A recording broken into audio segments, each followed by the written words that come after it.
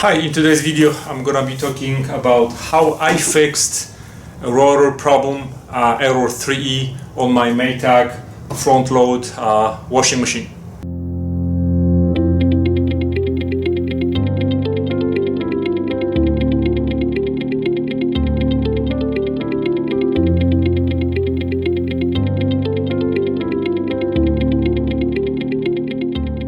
Hello again. So a couple of weeks ago I posted a video when I showed that my Maytag washing machine stopped working, and the problem was that my error message was 3E, meaning that there was something wrong with the either motor or a rotor or a main board. So main board is fine, and after playing with it for a couple of weeks I finally fixed it. So I'm gonna show you first that it works, and then I'm gonna show you how I did it. Your situation might be a little bit different, but maybe the steps I took will help you to fix it. So really it took me maybe a week of playing and trying to find out what's going on, and cost me zero money. So let's go into service mode. So to get into the service mode, you need to hold temperature and spin buttons for 3 seconds. That's how you test what the problem is before you take everything apart. Let me get you a little bit closer so you can see what I'm doing. Now to check the motor, we need to get in a special mode. So first you hold temperature and spin to get into the service mode. So after we are in service mode, we need to get into board output test. So in order to do that, we need to hold temperature and extra rinse key. So now we are in board output test.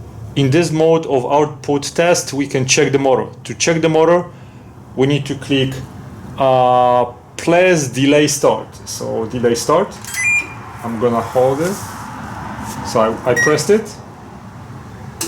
And in this mode, as you can see, let me show you. In this mode, the motor will work at 45 RPMs. It will spin, change directions from time to time.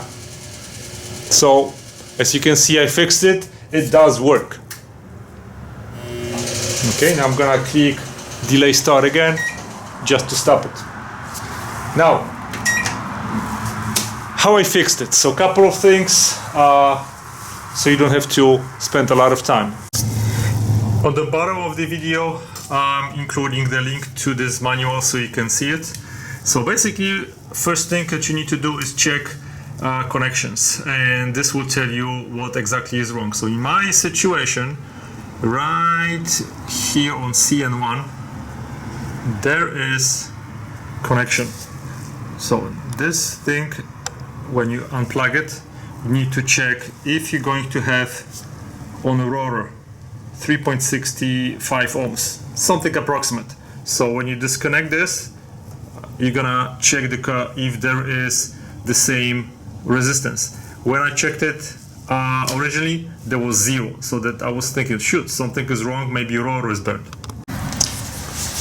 So when you work on your washing machine, first always disconnect the power.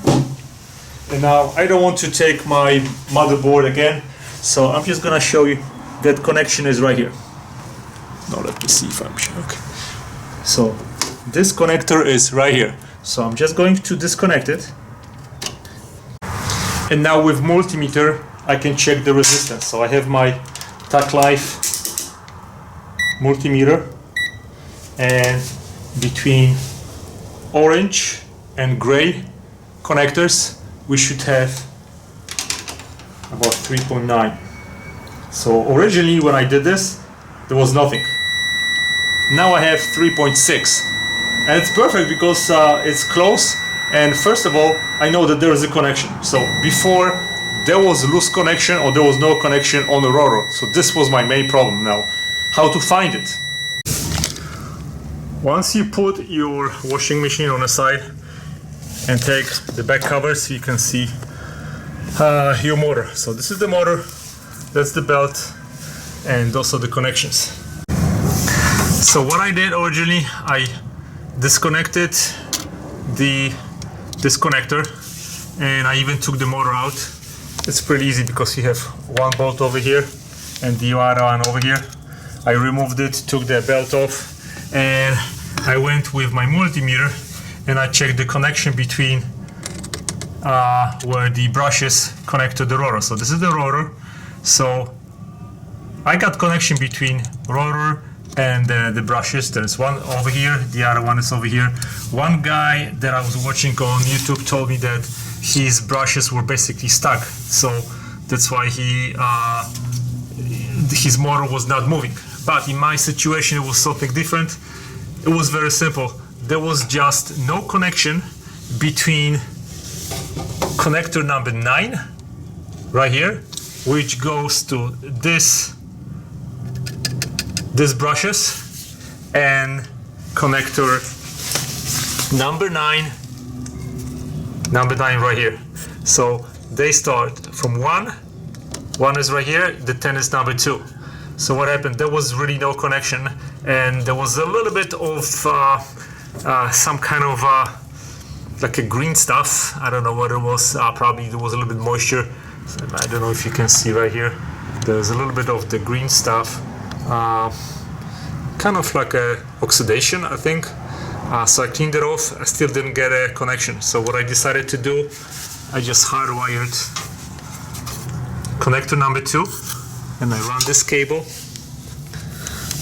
So I run the cable from 9, and I soldered that to the cable that was going right here. I just cut it, connected it. Actually, I soldered it, and right now there is a firm connection. So this was my problem. Bad connection, everything's fine with the rotor. There's nothing wrong with this washing machine. There was just bad connection that was causing the motor to stop moving. So that's how I fixed my washing machine. It's probably 15 years old, and I see nothing wrong with it. I fixed that rotor connection problem. So I hope my video was gonna help you with fixing your issue. Hopefully it will. If you have any questions, send me an email. I'll be more than happy to answer your questions. Thanks for watching. Subscribe for new videos. Give me a thumbs up if you like this video. Thanks for watching, guys. Goodbye.